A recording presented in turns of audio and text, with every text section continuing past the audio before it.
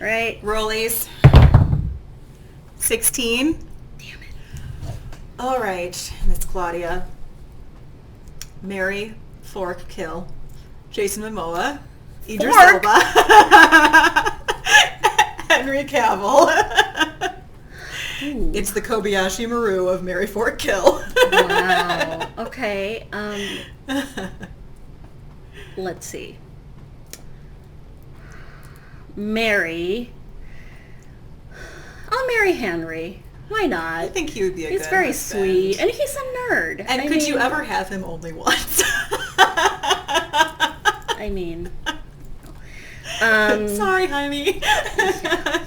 I mean, he makes his own computers. Like, he would totally fix, the fact that we just taped this. That we just taped this episode. And it erased everything. Henry would not have let that happen. He would not. He would have your back. Yeah, and wearing, a tank top. Let's see. I'm going to trust Lisa Bonet in this. Because, She's Lenny got Kravitz taste. Yeah. and Jason Momoa, girl knows something. Mm-hmm. So I am going to fuck Jason Momoa. Yeah, repeatedly. But it makes me feel bad because then I have to kill Idris, and I don't want to kill Idris. Yeah, maybe just a very temporary kill. All right, Rollies. 6. 19. Ooh. All right. What and with who would your last meal be? No family. Okay. Not right. husband or kids. Good. I can't choose siblings. between the kids and the husband and living or dead, or doesn't matter. Doesn't matter. Jesus. It could be Jesus. It could be Jesus. No offense, I don't think that would be the most hopping of dinner. There'd be wine. There'd be wine, which is a requirement. True. How about let's go with the opposite of Jesus? I think Rasputin would be interesting. Ooh. Yeah. I like that. There'd be some weird mysticism, maybe some magic. He'd be impossible to kill. Yeah, he pretty much was. Yeah, Good and Lord. definitely distract me from the fact that it's my last meal, apparently. And honestly, choosing the food is just as difficult as choosing the dinner guest. Probably just pizza or tacos or Comfort food. I don't know. Yeah, comfort food. If it's going to be your last meal, cheese curds. You don't want to. Yeah, cheese curds. Could we get more Wisconsin? Brought to you by the American Dairy Association. America's Dairyland. Well, as you can probably guess, this episode of Critical Role opened with a Rollies-based drinking game called What the Fuck Is Up With That? The rules are pretty simple, as Ashton explains when he takes everyone to the Spire by Fire Tavern to decompress after a long day.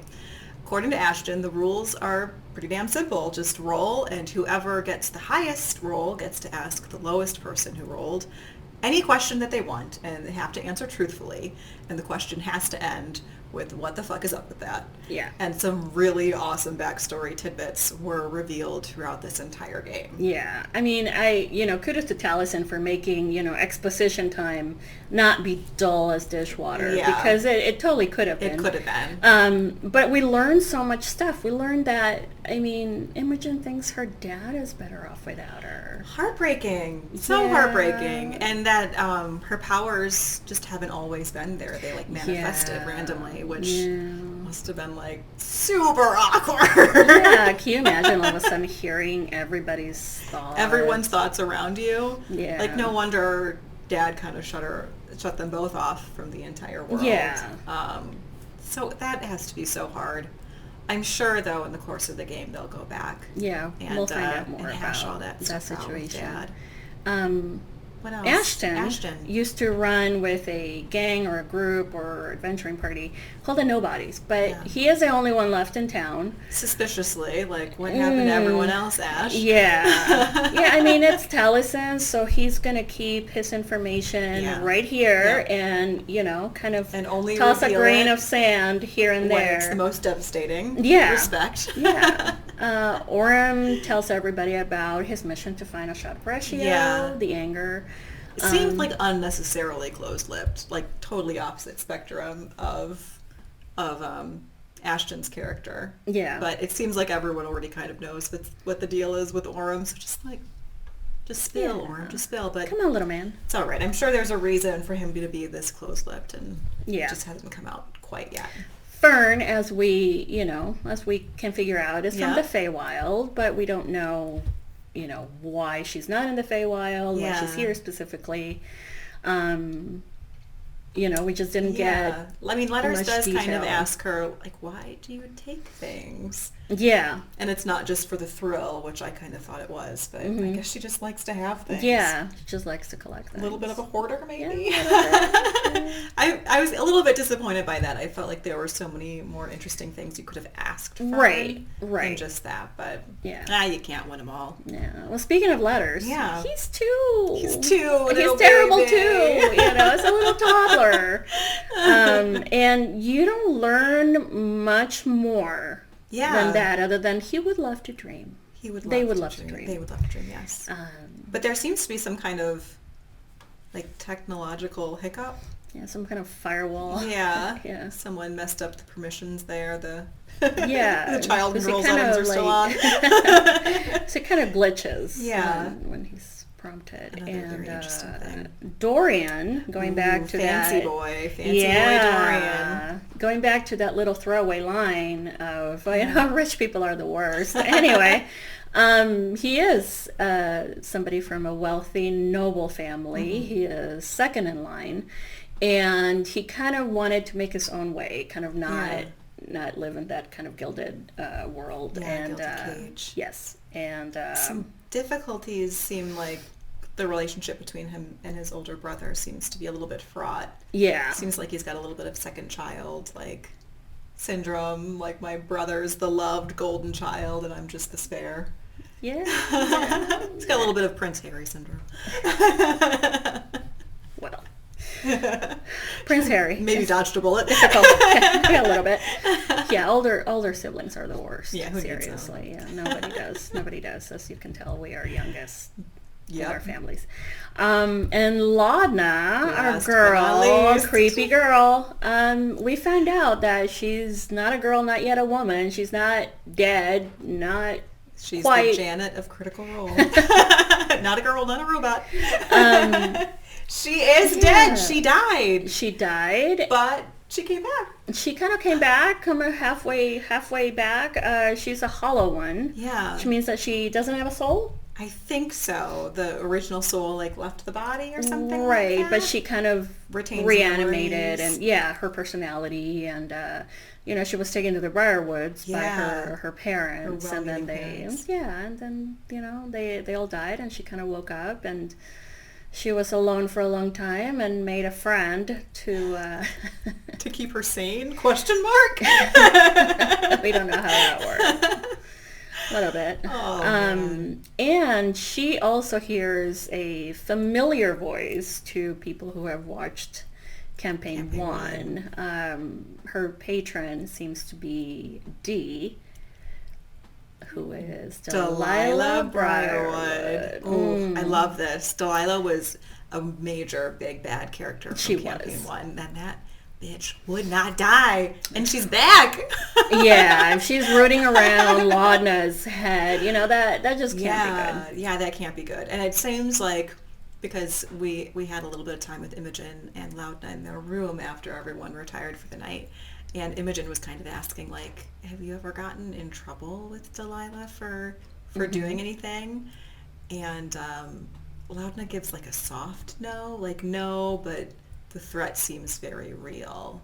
Yeah, and I think that's why they're looking for, to get into that school, because Laudna, what she really needs to do is become stronger in her powers and her abilities, so that if Delilah ever does kind of want to, off of her for good. She is a fickle person. Yeah, if she thinks she has no use for Laudna, or Laudna is going to be interfering with her plans, whatever they are, Laudna needs to be able to stand on her own and not have her existence, whatever that is, be threatened by Delilah. Yeah. But, yeah.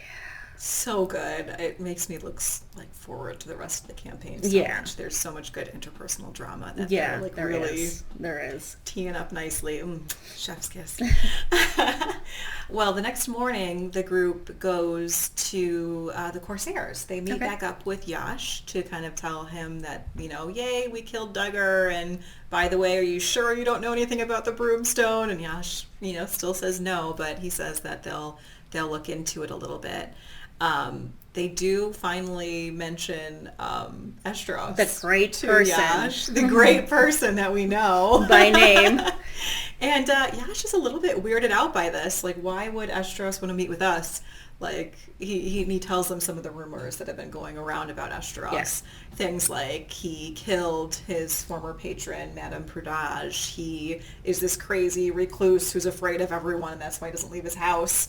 Or my favorite, he's actually a vampire, and that's why he doesn't leave his house, which I would love, but I don't know if that one's really very likely. Yash is like, okay, well, we'll think about it, but wealthy people, you can't trust wealthy people. No, you can't. You really can. And Dorian is sort Dorian, of kind of bridles at that a little bit, which seems to catch the eye of like a hooded figure in the corner, one of the Corsairs who's just kind of eavesdropping in this conversation. And Loudness sees this, which I love, and such a total I'm going to protect my little brother kind of moment. She uses her creepiness. What is that? Form of dread. Form of dread. Yeah, she does her little form of dread thing and just scares everything pops out of its socket. Out of this dude, yeah. And so she just needlessly frightens someone off. So go for it, Lana. Like on purpose. Yeah, like on purpose. Because she usually does anyway. She's usually described as the creepy girl. She's fun scary. She's fun scary, that's right. Well, after leaving the Corsairs, they go to the Crook House, still just kind of trying to pick up on any kind of loose thread that will give them a next step in their, I guess, quest for anything. Yeah. They meet with Annie, one of Ashton's friends there, and Annie tells them what little she knows about the Anger, Orem's little Oshad Breshio dude. The bodyguard apparently worked for the Loomis twins, which is one of the big fancy Mahan families. And Letters, I think, says, oh, well, we should go talk to them. And Annie just laughs oh, sweet baby child. You can't just go talk to these people. They don't just talk to anyone. Have a smiley day. Yeah.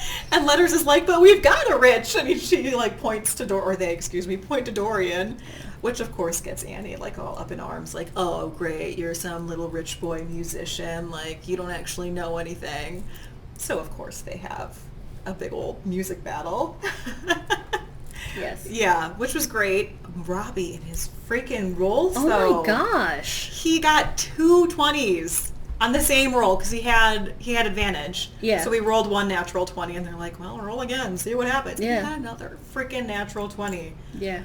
So, Annie had no chance after that. She kind of leaves in a huff, but before she goes, she tells Ashton that they have a letter in their room. So Ashton goes and gets it. Mysterious wax-sealed envelope.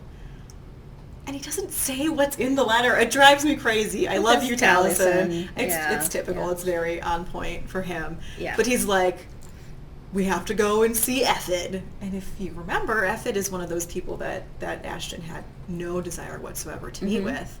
Well, they go to Effid's house, Effid the Fallen. Very ominous name. And he lives in this his DJ name. Yeah. It's what he does on his weekend, when he's not a tax assessor or whatever. Well, Effid the Fallen lives in this crazy nest hut thing. Yeah. And he's this male Ice Fura, if the Ice Fura was also the ring girl. Yeah. He crawls down. I think Travis is in there. I know, right? He'd be pissing himself this whole game. Yeah. And Effid's a really interesting character because it seems like he probably knows a lot of information if you can just provide the right incentive for him to tell you what it is.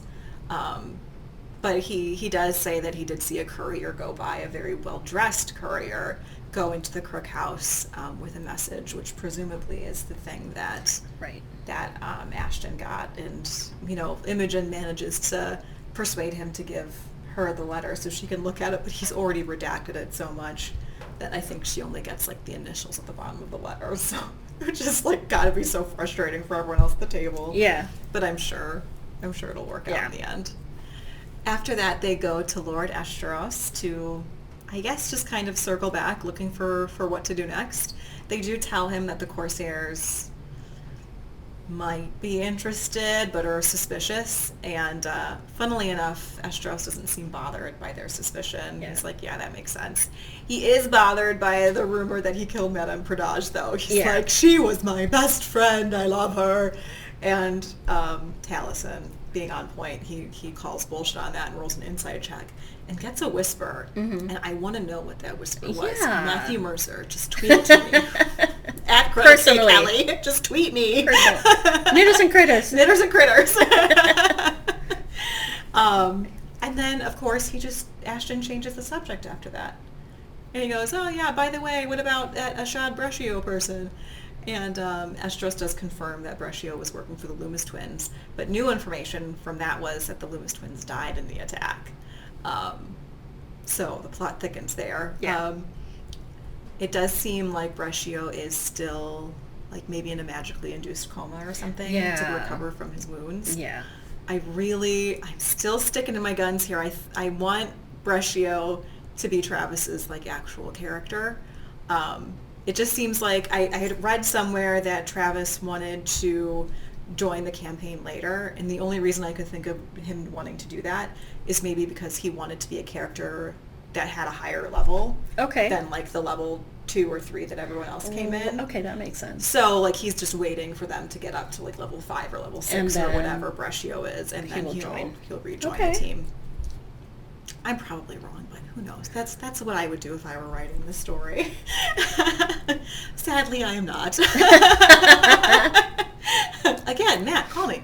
Yeah. Anyway, it seems like Esteros is really keyed into the fact that the team doesn't really know what to do with themselves. Mm-hmm. So he does give them a little tip. Apparently there have been a series of disappearances at the Dreamscape Theater, mm-hmm. which people will recognize because Ashton's friend Annie has been trying to audition there for as long as the game's been going. Yes. But there have been disappearances, and the City Watch has no idea what the fuck is up with that? Right. So he says, go talk to the theater's owner, Stuvan Idrio. If you can solve the matter for him, maybe he'll give you some money. Yeah. So it's kind of like good enough for now. Yeah. So. Well, they're trying to get, any little bit of information that they can. Yeah. But before they go to Dreamscape, mm-hmm. they go to Jadanas, who is a knitter.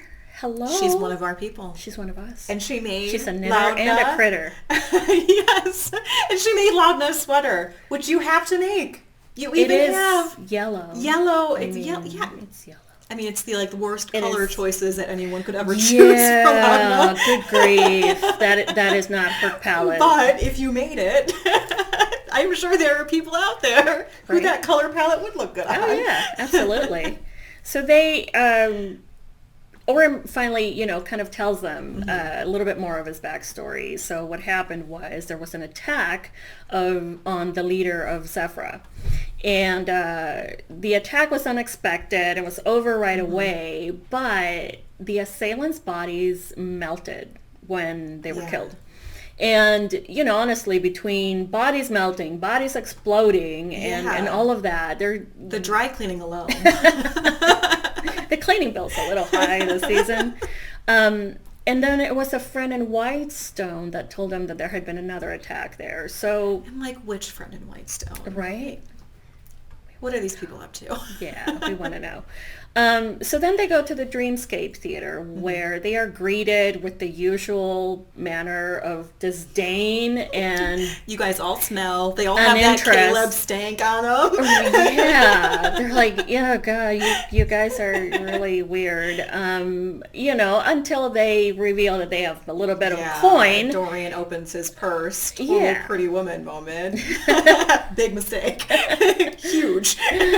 Yeah, I mean, money does open doors. Literally opens doors. It really does. So they get a booth, and right before they they're settling in for the show, and the usher comes and tells Dorian somebody wants to see him privately.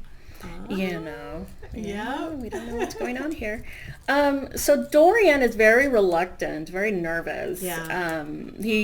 He wants the person to come up, but the person is like, no. The person won't. Yeah. Nay. They need to. Dorian needs to go meet them. Turns out it's his brother, Cyrus. What the what? Yeah. Dorian's, kind of Very freaking taken out. Back. Yeah. It's like that he left home. But they really can't get into that conversation right away. And they promise they're going to, talk some more about this. But Dorian, when he gets back to the group, only says, I was, just a fan wanting to meet me. Which, how did that even work? Because I could have sworn Imogen said, oh, you've got 4 minutes of me listening, and if you get in trouble, I'll hear it. So did she hear the whole thing? Right. I don't understand well enough how her open mind nonsense works.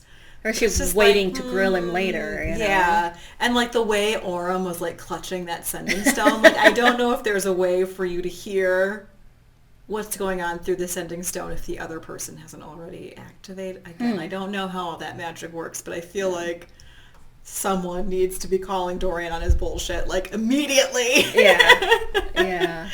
But we'll have to wait until next episode to find out, because that is where the episode wrapped. That's where it ended. Well, should we talk about what's on our needles this week? Let's talk about the knitting.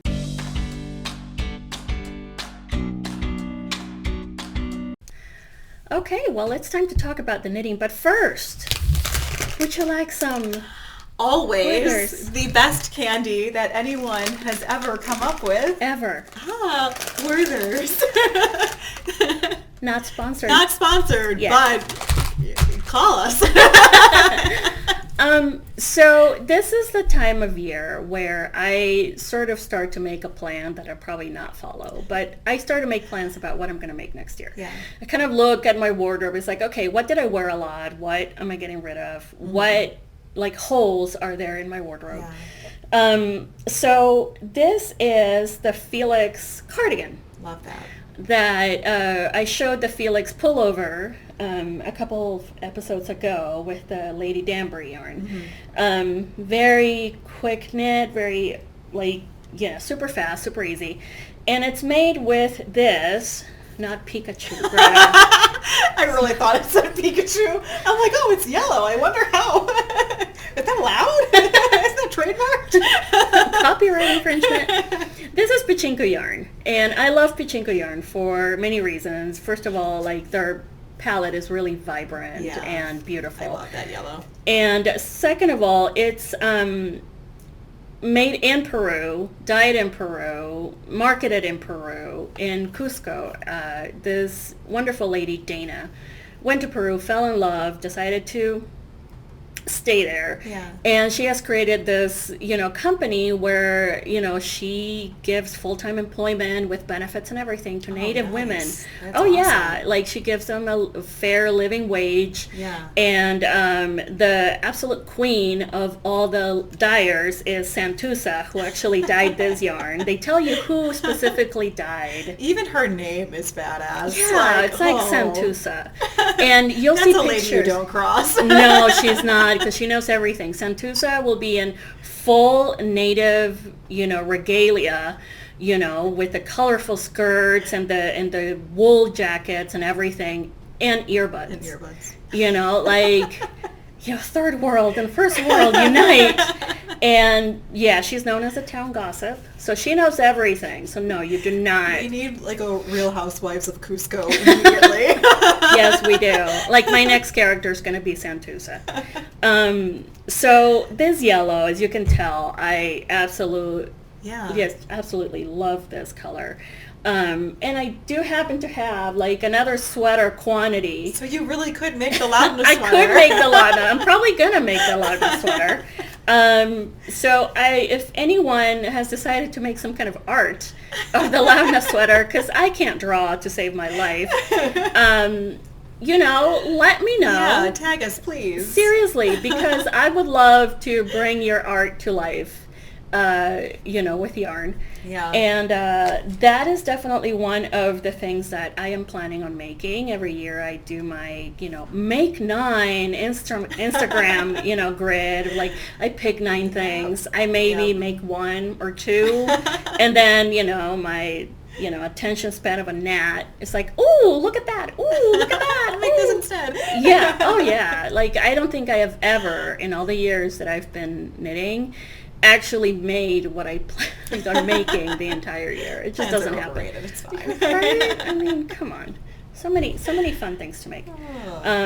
But I understand you are making some excellent goodies. Yes, I was cruising around Ravelry last week, and I came across this pattern. It's called Bose Bracers. It was designed by Christy Furlan, who I think she's on Ravelry as Crit Knits. We'll link it below. Yeah. But these really cool bracers, they're like fingerless gloves inspired by Beauregard Lionett from Campaign 2, which was Marisha's character. This really cool, cobalt blue kind of color. I wish I had the information on the yarn, but it was one of my, here's a random ball of yarn I've had in the stash for 8 years. Yeah. It is, hands down, the most complicated pattern I've ever done, which, let's be real, isn't saying all that much. But it's got, cables and little, throwing star inspired design on the back. That is so cool. I'm having so much fun with it. I was knitting during The Witcher yesterday when I was with my sister, and her husband goes, "Are you making some kind of warmer for your husband right now?" I said, "No, Rich." It would not have cables. Or would it? Lots of texture. It's the most faulty prophylactic anyone has ever invented. I will not be more babies for me to knit. I will not be having a 3rd child in 3 years. It's too much. My OB will quit. She'll be like, "You're my only client." You paid for my retirement. Oh my goodness. That looks so good. It's so you are doing fun. such a great job. Yeah, I'm really excited that is awesome. for the finished product. But yeah. Anything else? I think that is it. I mean, we're just going to go enjoy our Werthers. Yeah. Thank you all so much for joining us. Please leave us any comments below. We love talking to you all. In the meantime, like and subscribe. It's the best way to support us. We love that. And have a good day. See you next time. Bye. Bye.